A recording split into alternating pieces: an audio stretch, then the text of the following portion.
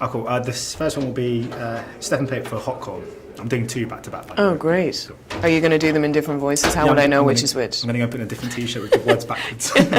I'm going to begin just firstly by asking what your relationship was like with the Claudine books prior to this, if you had one. No, I had none, and I've been talking about it a lot, that I think it's interesting that I think historically, in my history books growing up in Ireland, we didn't learn about Colette, and I would like to see the educational system being changed to include great women, you know.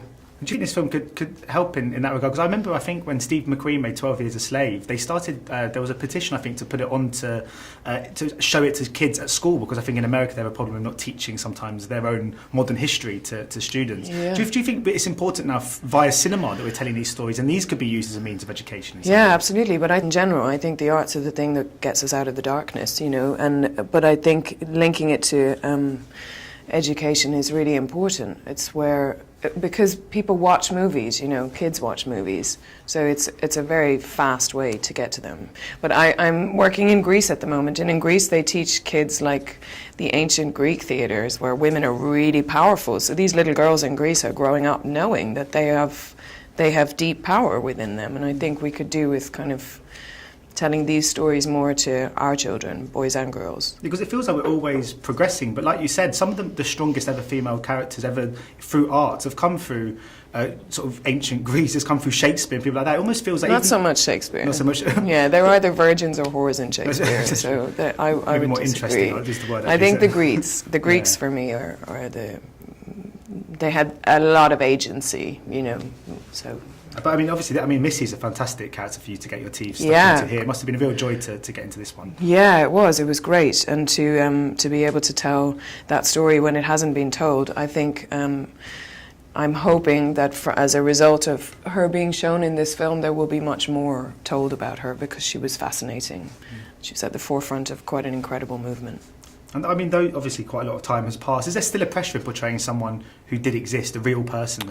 Yeah, I was asked that earlier, and I try not to put that pressure on myself because it's not really helpful. And so I have to approach things knowing that I've been working for long enough to know that I'm able to do my job, because I've practiced it for a long time, and so I have to trust that I can only give an offering, and so my offering is what you see in this film, and if people identify with it, that's fantastic. But even if it's only there just to be part of a conversation, I have done the best I can do to pay homage to this person. And I mean, you're sort of impossible to second guess as an actor, and I mean that in a as a compliment. I mean, I'm just wondering, is that a conscious move for you? You just sort of actively looking for roles that are different to the last, or do you just go with wherever the best material is? No, but you have to understand that for me, until 3 years ago, I had no choice. Like, I took the jobs that were offered to me because I, like most actors, was a jobbing actor who needed to pay the rent as well. So, I mean, luckily I got to play some great roles in the theatre, but now I'm very glad for me that this has all happened later, because now I will never make a movie or a play based on what I think you want me to do or whether you will like me or not, because I've been around too long. I do everything to please myself.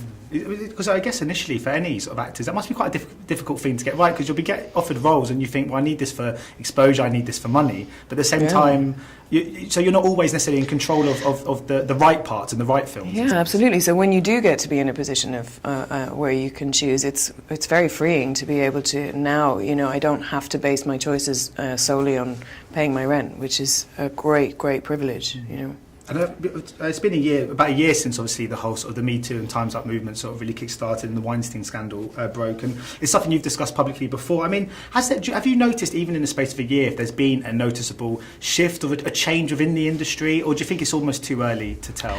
Well, I think the cards have been thrown up and now we're seeing where everything lies, but I definitely think that having conversations, like last night I spoke to 2 women in a bathroom for about half an hour about things that, you know, a few years ago we wouldn't really have been talking about. But what I'm hoping continues to happen now is that, you know, like I said earlier, I think that women have to understand that it's our responsibility to know what our power is, so that doesn't happen again. You know, we have to see what part we played in the whole thing, you know, so that we don't stay in being victims. We move forward and we raise the matriarchy to meet the patriarchy. I'm not part of the kind of narrative that's just angry at men, I feel like that's not healthy for me.